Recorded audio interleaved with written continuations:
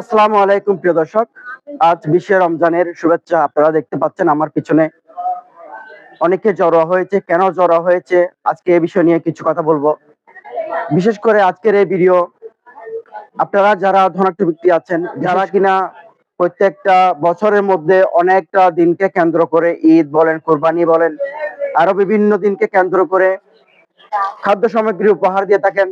তাদের মধ্যে যারা গরিব অসহায় আছে, তাদের মধ্যে যারা খাদ্য সামগ্রী উপহার দিয়ে থাকেন, তাদের উদ্দেশ্যে বলবো আপনারা ব্যক্তিগতভাবে এই খাদ্য সামগ্রীগুলো তাদের উপহার না দিয়ে আপনারা কি করবেন, একটা এলাকায়, যেহেতু প্রত্যেকটা এলাকায় একটা না একটা সংগঠন আছে, যেখানে আপনারা এখানে দেখতে পাচ্ছেন, এটা হচ্ছে 12 মাসিয়া গাউসী ইসলামী যুব সংঘ উদ্যোগে যে আয়োজনটা হয়েছে ইফতারের সামগ্রী বিতরণ।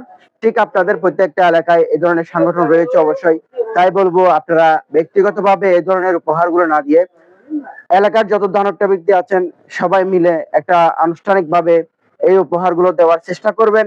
এতে করে আপনার এলাকার ঐক্যবদ্ধ বৃদ্ধি পাবে এবং আপনার এলাকার সৌন্দর্য বৃদ্ধি পাবে।